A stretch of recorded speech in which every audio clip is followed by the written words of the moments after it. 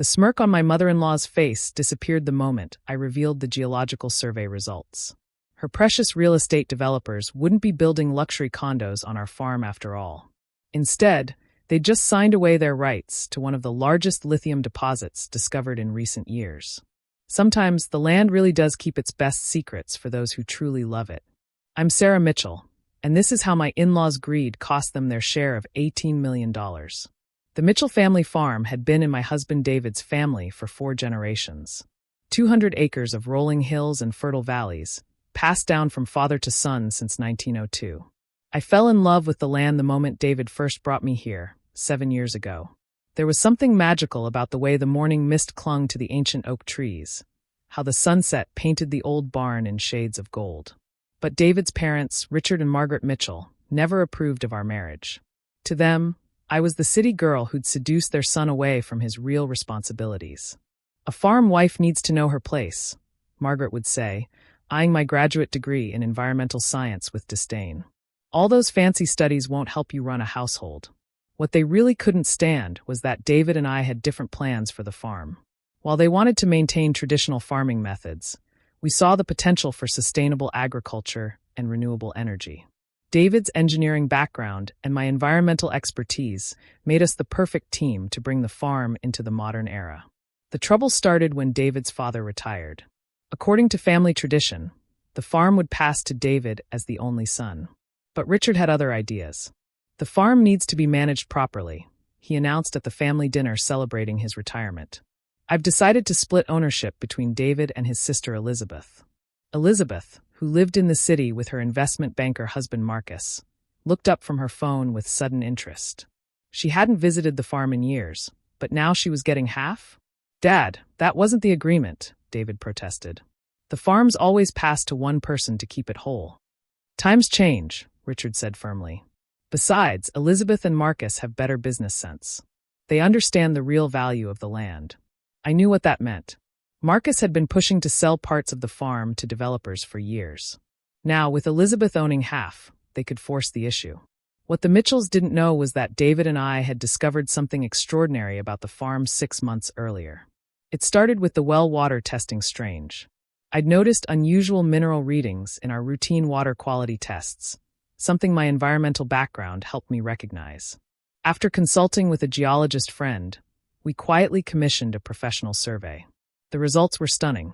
Our farm sat on top of one of the largest lithium deposits in the region, critical for electric vehicle batteries and green energy storage.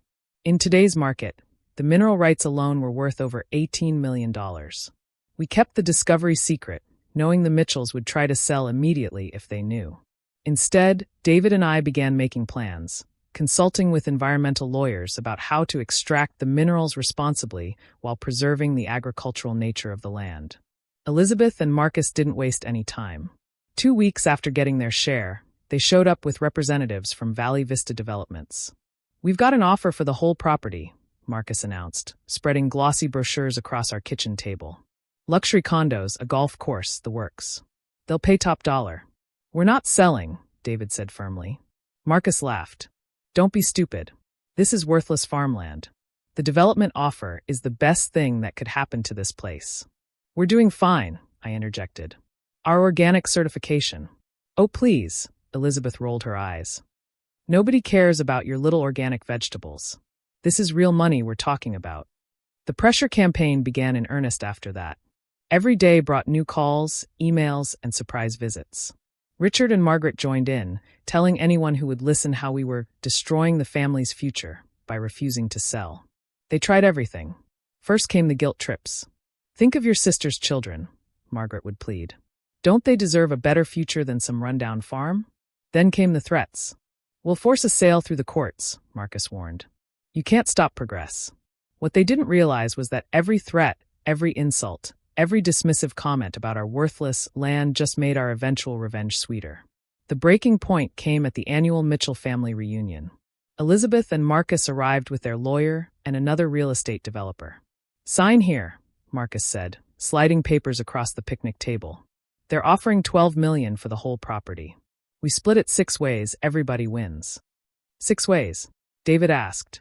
Us, you two, your parents, and Elizabeth's kids' trust funds, Marcus explained. It's more than fair. I looked at the eager faces around the table. Marcus's smug grin, Elizabeth's impatient eye-rolling, Richard and Margaret's expectant stares. They'd planned this ambush carefully, using the family gathering to pressure us publicly. Actually, I said calmly, we have a counter-proposal. I pulled out our own folder of documents. We'll buy out Elizabeth's share. Fair market value for farmland in this area.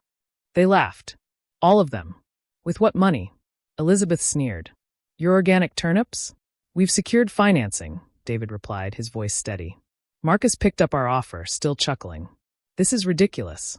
The development offer is 3 times this amount. Take it or leave it, I said.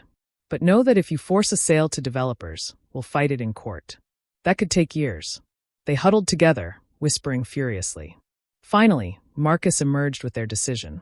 Fine, he snapped. If you want to waste your money on worthless dirt, be our guests. But we want the sale completed today. Our lawyer is on standby, I smiled. She can be here in an hour. The paperwork was signed by sunset. Elizabeth and Marcus couldn't hide their satisfaction at what they thought was highway robbery. Richard and Margaret looked disappointed but resigned. As the lawyers finalized the last details, I stood up and tapped my glass for attention. Since we're all here, I announced, I'd like to share something interesting about our worthless farm. I projected the geological survey results onto the barn wall. The room fell silent as people processed what they were seeing. That's right, I continued. The lithium deposits under this farm are worth approximately $18 million. The mining rights alone. I let the sentence hang there. The chaos that followed was extraordinary. Marcus lunged for the papers, but it was too late. The sale was final. Elizabeth burst into tears. Richard went pale. You knew, Margaret whispered. You knew and you didn't tell us. Like you didn't tell us about splitting the farm? David countered. Besides, isn't this exactly the kind of business sense you wanted in the family? We'll sue. Marcus shouted. This is fraud. Our lawyer stepped forward. Actually, the sellers had no legal obligation to disclose geological surveys conducted independently. The sale was for agricultural land at fair market value for farmland. If you chose not to conduct your own surveys before selling, that's not my client's responsibility. We watched them leave one by one. Elizabeth hadn't stopped crying. Marcus was already on the phone with his lawyer. Richard and Margaret couldn't even look at us. The next few months were interesting. Marcus did try to sue, but our documentation was perfect. We'd never lied or misrepresented anything. They'd just been too arrogant to do their own research. We partnered with a sustainable mining company that specialized in environmentally responsible lithium extraction. The process would only affect a small portion of the farm, leaving most of the land available for our original plans, sustainable agriculture and renewable energy. The first royalty check arrived 6 months later. David and I used part of it to establish a scholarship fund for students studying sustainable agriculture and renewable energy technology. We named it the Mitchell Future Farmers Fund, though Richard and Margaret refused to attend the dedication ceremony. Elizabeth and Marcus divorced soon after. Apparently, losing out on millions can strain a marriage. She tried to reconcile with us, claiming she'd been under Marcus's influence. But some betrayals can't be undone. The farm is thriving now. We've installed solar panels, built greenhouses for year-round organic production, and started an education program for local schools. The lithium extraction uses new technology that minimizes environmental impact, and we're working with researchers to study how to combine mining and agriculture sustainably.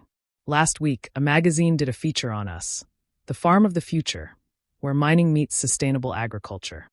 The photographer wanted to take pictures by the old oak tree, the one Margaret always complained was taking up good farming space. It's still there, standing tall, its roots deep in the mineral-rich soil that changed everything. Richard and Margaret sold their house in town and moved to Florida. They send Christmas cards with short, formal notes about the weather. Sometimes I wonder if they've learned anything from this experience, about judgment, about respect, about the importance of looking deeper than the surface. The farm looks different now.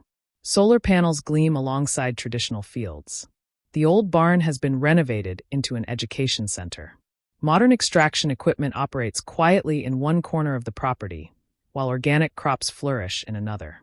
But the morning mist still clings to the oak trees, and the sunset still paints everything in gold.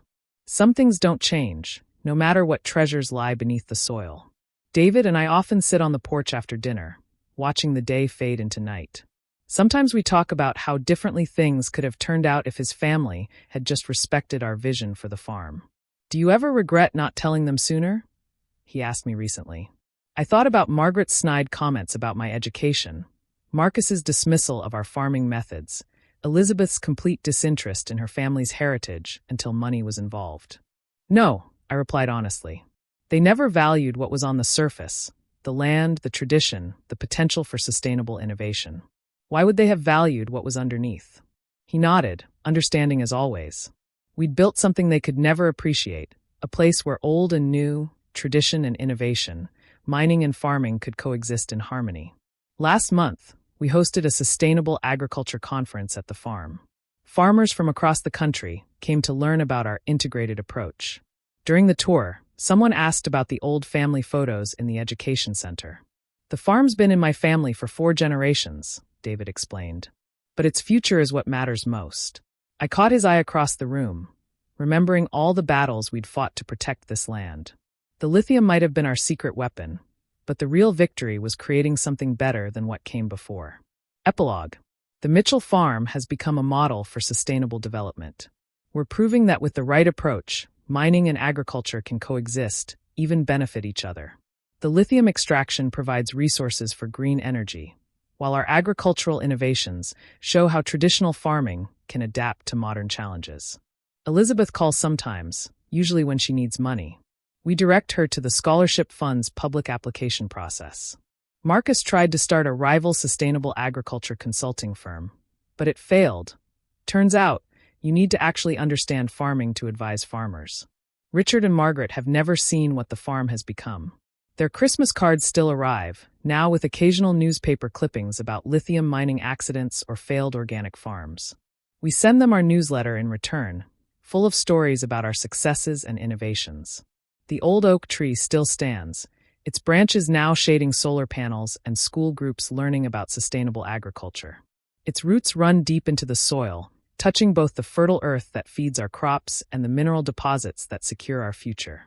Like that tree, we remain rooted in what matters, not just the value beneath the soil, but the legacy we're building on top of it. Because in the end, the land's greatest treasure isn't the lithium or even the crops. It's the possibility of something better, something sustainable, something that honors both tradition and progress. And that's worth more than $18 million any day.